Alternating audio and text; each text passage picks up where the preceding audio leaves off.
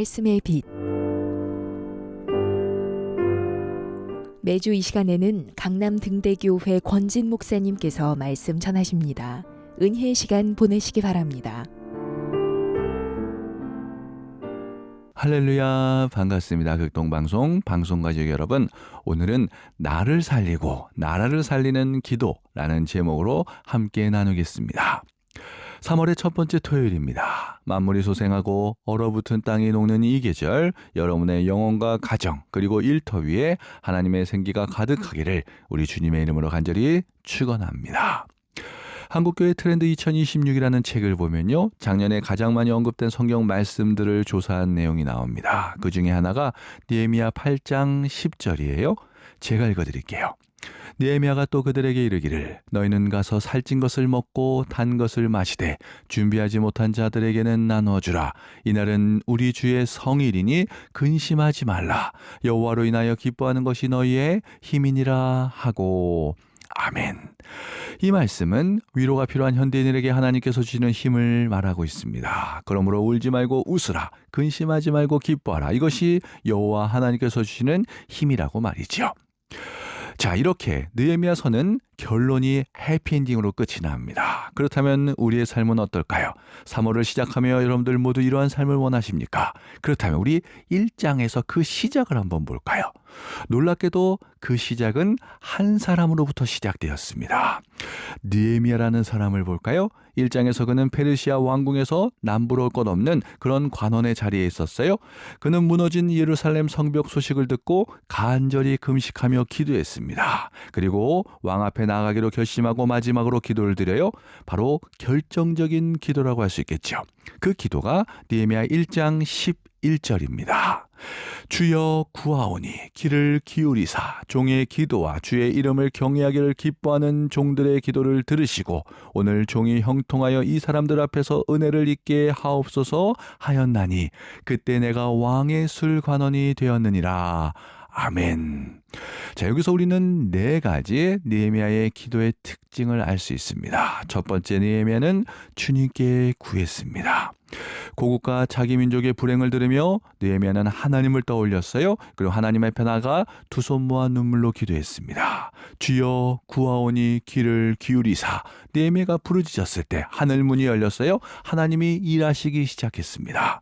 사랑하는 방송가족 여러분, 기도는 영적인 호흡이며 하나님의 보좌를 움직이는 에너지입니다. 기도는 환경을 변화시키기 전에 먼저 우리의 생각을 변화시켜요. 그러므로 꿈과 환상을 품으십시오. 3월 한 달 인간의 수단과 방법은 내려놓고 우리 먼저 성령님을 인정하고 환영하고 모셔드리십시오. 우리 주님께서 우리의 환경을, 우리의 모든 상황을 만들어 주실 것입니다. 자, 두 번째로 느헤미야는 함께 기도했습니다. 느헤미야의 기도가 위대한 이유가 여기 있어요. 그는 단순히 자기의 문제를 해결해달라는 떼쓰기가 아니었습니다. 먼저 종의 기도를 들어달라고 했고 그 다음 주의 이름을 경외하기를 기뻐하는 종들의 기도를 들어달라고 했어요. 이것은 그 자신도 주의 이름을 경외하기를 기뻐하는 자라는 뜻이죠. 느헤미야는 자신과 뜻을 같이하며 하나님의 영광을 간절히 바라는 공동체의 기도로 하나가 되었습니다. 여러분, 혹시나 왜 내 기도는 힘이 없을까? 왜 우리의 기도는 힘이 없을까? 왜 하나님은 응답하지 않으실까? 여러분들 이렇게 생각하신 적 있으십니까? 그렇다면 혹시나 여러분들 하나님을 내 소원을 들어주는 자판기 정도로 생각하고 있기 때문은 아닐까요? 진정한 제자의 기도는 내 뜻을 관철시키는 것이 아닙니다. 하나님의 뜻 앞에 나를 쳐서 복종시키는 것, 그것이 먼저예요. 고난 속에서도 하나님의 거룩함을 포기하지 않는 한 사람, 그 사람의 기도가 무너진 공동체를 살린다는 것이죠. 나를 부인하고 주님을 높이는 기도가 회복될 때 하나님은 비로소 우리를 사명자로 사용하시기 시작하실 것입니다. 그러므로 2026년 3월 우리 모두 기도하는 공동체, 그리고 기도하기 위해서 앞장서는 여러분들 우리 모두의 삶이 다 될 수 있기를 바랍니다. 자, 이제 세 번째를 알아볼까요? 느헤미야는 주님의 형통과 은혜를 위해서 기도했습니다. 놀라울 정도로 구체적으로 기도하는 모습을 볼 수 있는데요. 느헤미야는 두 가지 형통과 은혜를 구했습니다. 자, 그렇지만 명심하십시오. 여기서 말하는 느헤미야가 구한 형통과 은혜는요, 개인의 성공이나 부귀영화가 아니었어요. 무너진 조국을 재건하기 위한 사명을 완수하기 위한 형통이었고 은혜였다라는 사실. 여러분들 이것을 기억할 수 있길 바랍니다. 즉 느헤미야는 내가 잘 되기 위해 하나님께 형통을 구한 것이 아니라 하나님의 일을 하기 위해 바벨론 제국의 왕인 아닥사스 왕 앞에서 은혜를 잊기를 위하여 구하는 당당한 태도였다라는 거죠. 그러므로 우리 방송 가족 여러분들 기억하십시오. 명심하십시오. 십자가가 없는 형통, 십자가가 없는 은혜, 이것은 하나님께서 주시는 복이 아닙니다. 오히려 저주고 심판이에요. 하나님께서 함께 하시는 형통, 하나님께서 주시는 은혜야말로 진정한 승리요, 기쁨이며 복이라는 사실을 여러분들 꼭 기억할 수 있기를 바랍니다. 자, 이제 마지막 네 번째를 보시죠. 느헤미야는 오늘 이 사람들 앞에서 구했습니다. 자, 하나님께 이 형통과 은혜를 구하는데요. 자세히 보시면 그는 오늘 이 사람들 앞에서 달라고 구했습니다. 먼저 오늘이라 그랬어요. 여기서 말하는 오늘은 내일이 아닌 현재예요. 미래가 아닌 꿈속이 아닌 지금 오늘 현실을 말합니다.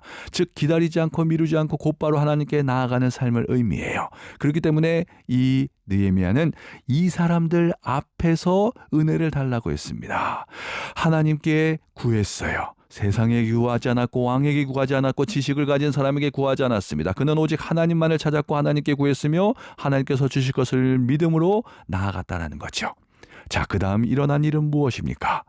11절의 마지막에는 이렇게 끝이 납니다. 그때 내가 왕의 술관원이 되었느니라. 아멘. 이 느헤미야 1장의 결론을 보십시오.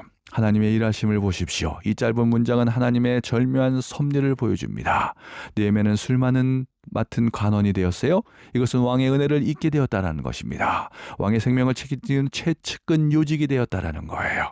하나님은 느헤미야를 이미 가장 적절한 위치에 배치해 두셨고 느헤미야는 그 위치를 자신의 성공이 아닌 하나님의 일을 시작할 기회로 사용하게 되었습니다. 사랑하는 극동방송 방송가족 여러분, 3월을 주신 이유는 무엇일까요? 여러분들 모두 한 달 각자의 직장으로 학교로 일터로 파송하기 위함입니다. 이것이 바로 우리가 기도해야 될 무너진 예루살렘이라는 것이죠.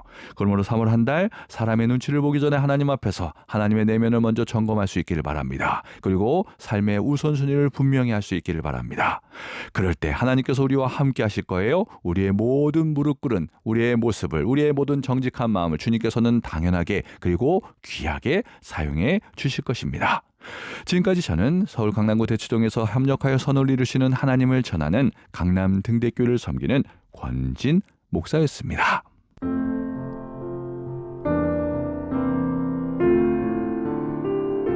지금까지 강남 등대교회 권진 목사님께서 말씀 전하셨습니다.